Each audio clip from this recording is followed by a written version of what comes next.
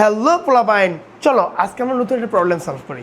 এখানে কি বলছে, একটি 2 কেজি ভরের ব্লক একটি ঘর্ষণহীন তলে রাখা হয়েছে। আমরা প্রশ্নের সাথে সাথে একটু চিন্তা করি যে আসলে ভিজুয়ালাইজটা কীরকম হবে। মনে করো এটা একটা ভূমি, এই ভূমির মধ্যে একটা ব্লক রাখা হয়েছে। এই ব্লকের ভর কত বলা হয়েছে, এটার এম হচ্ছে 2 কেজি। আচ্ছা, আর এই তলের কোনো ঘর্ষণ নাই, তার মানে এই তলের কি নেই, কোনো ঘর্ষণ নাই, ঘর্ষণ নেই।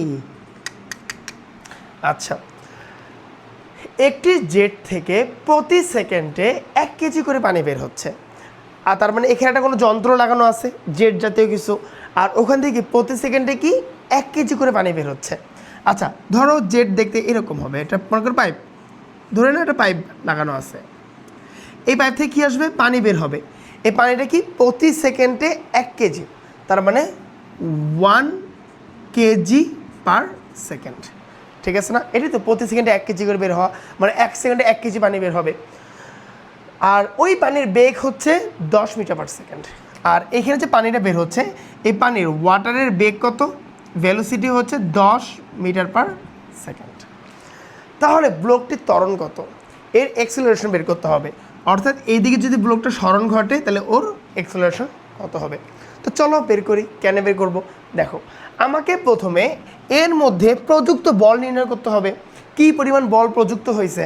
আচ্ছা, আমরা ফর্মুলা কি জানি, F = ma, ঠিক আছে না। আচ্ছা, এখানে এ হচ্ছে এই ব্লকের ত্বরণ বের হবে, আর এম হচ্ছে ব্লকের ভর। এটা এমটা কি, ব্লকের, আচ্ছা আমরা একটু বড় করে লিখি। হ্যাঁ, আমরা ফর্মুলা কি জানি, F = ma, এম হচ্ছে ব্লকের ভর, ব্লকের ভর, আর এ হচ্ছে কি ত্বরণ। এখন কথা হচ্ছে, এখন এই বস্তুটা যেটা বল প্রযুক্ত হবে, এই প্রযুক্ত বলের যোগান দিচ্ছে কে, এই প্রযুক্ত বলের যোগান দিচ্ছে এই পাইপ থেকে বের হওয়া পানি। আর এই পানিটা প্রত্যেক সেকেন্ডে কিন্তু 1 কেজি করে পরিবর্তন হচ্ছে, তার মানে পরিবর্তন ভরের হিসাব আছে এখানে। এই পানির মধ্যে কি আছে, পরিবর্তন ভরের হিসাব আছে। আচ্ছা, আমরা একটা ফর্মুলা কি জানি, F = ΔP/T, তার মানে এই ΔP মানে কি, ΔP হচ্ছে ভরবেগের পরিবর্তন। আমরা বলি না ভরবেগের পরিবর্তনের হারকে কি বলে, বল বলে। তাহলে এখানে পিটা কি, এই ΔPটা হচ্ছে ভরবেগের পরিবর্তন। এই বস্তুটা যখন আদি অবস্থা ছিল, তাহলে আদি অবস্থায় ইনিশিয়াল অবস্থায় UI কত ছিল, 0 ছিল। ইউ ফাইনাল কত হয়েছে, ইউ ফাইনাল হয়েছে 10। যখনই ওকে 10 মিটার পার সেকেন্ড বেগে ধাক্কা দেওয়া হলো, তখন ওর বেগটা তো 10 মিটার পার সেকেন্ডই হবে, কারণ এখানে কোনো ঘর্ষণ নাই, ঠিক না। আচ্ছা, তাহলে এটাকে কি বলা যেতে পারে, এখানে যদি এমটাকে কনস্ট্যান্ট ধরো, এমটাকে যদি বাইরে আনো, তাহলে কী হবে, V - U/T। এখানে ইউ হচ্ছে ইনিশিয়াল আর ভি কি ফাইনাল বেগটা, বোঝা গেছে। আচ্ছা, এখানে M/T মানে কত, এই যে প্রতি সেকেন্ডে 1 কেজি বলছে না, প্রতি সেকেন্ডে 1 কেজি, তাহলে M/T কত হবে, এখানে M/T হয়ে যাবে 1। কারণ কি, কারণ বলা হয়েছে প্রতি সেকেন্ডে 1 কেজি করে, প্রতি সেকেন্ডে 1 কেজি, ঠিক আছে না, কেজি পার সেকেন্ড, বোঝা গেছে। আর ভি কি 10 - 0, আর এখানে কি হবে নিউটন।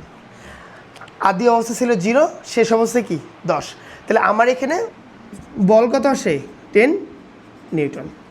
ওকে, তাহলে আমি এখানে কি বলতে পারি, 10 = কি ma, অথবা a = কি লেখা যাবে 10/m। তো এখানে m কত, ব্লকের ভর কত 2 কেজি, তাহলে কত আসতেছে 5 মিটার পার সেকেন্ড স্কোয়ার, বোঝা গেছে।